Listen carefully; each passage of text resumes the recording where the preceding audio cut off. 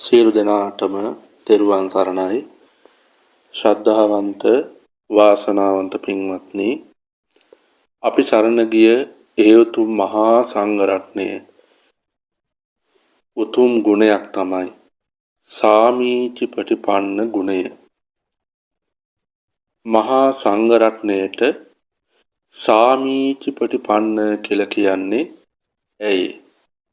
පින්වත්නි, ඒ උතුම් මහා සංඝ රත්නය තමන් වහන්සේලා විසින් ප්‍රගුණ කරන, පුරුදු පුහුණු කරන, තමන් වහන්සේලා විසින් පරිශීලනය කරන ඒ උතුම් සී සද්ධර්මයේ දෙව් මිනිසුන්ගේ හිතසුව පිණිස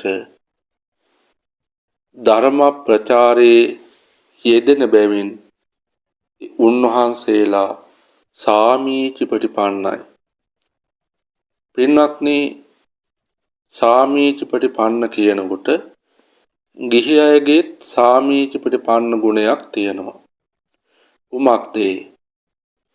ගිහි අයගේ සාමීචි ප්‍රතිපන්න ගුණය තමයි ගිහි උපාසක උපාසිකාවන්ගේ මේ ශාසනයේ පිළිවෙත් පුරන මහා සංඝරුවන උදෙසා තමන් විසින් වෙහෙස මහන්සි වෙලා උපයා සපයාගත් මිල මුදල් වේපෑදම් කරලා චීවර, පිණ්ඩපාත, සේනාසන, ගිලන්පස සැපයීම ගිහි පින්වතුන්ගේ සාමීචි ප්‍රතිපන්න ගුණයක්. ඒට ප්‍රත්‍යඋපකාරයක් වශයෙන් මහා සංඝ රත්නයෙන්ද සාමීචි ප්‍රතිපන්න ගුණයක් ඉස්මතු වෙනවා. කුමක්ද ඒ?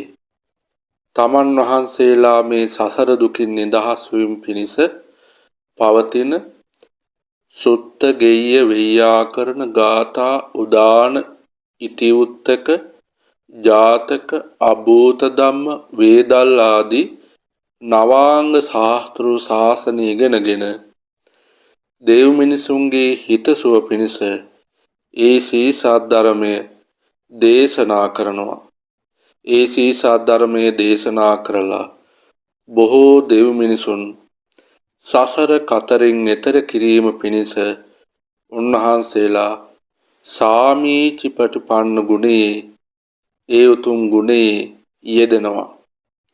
ඒ නිසා ඒ සාමීචි ප්‍රතිපන්න ගුණය නිසා තමයි පින්වත්නි බුදුරජාණන් වහන්සේ වදාළ සී සද්ධර්මය අවුරුදු 2500 ගත වෙලත් ඒ සී සද්ධර්මයේ වර්තමානයේ ජීවත් වන අපට ඔබට මේ දායාද වෙලා තියෙන්නේ මහා සංඝ රත්නයේ සාමීචි ප්‍රතිපන්න ගුණය නිසා.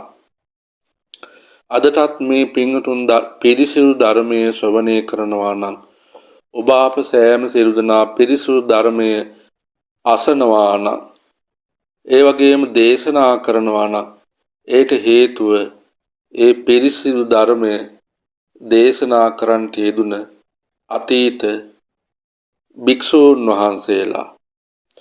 ඒ නිසා ඒ සාමීචි ප්‍රතිපන්න ගුණය කියලා කියනකොට දැන් මේ පින්වතුන් තේරුම් ගන්න ඕන ඒ උතුම් මාර්ය මහා සංඝ රත්නය තමන් වහන්සේලා විසින් ශ්‍රද්ධාවෙන් දරා සිටින සී සද්ධර්මය දෙව් මිනිසුන්ගේ හිතසුව පිණිස දේශනා කරන නිසා තමයි සාමීචි ප්‍රතිපන්න කියලා කියන්නේ.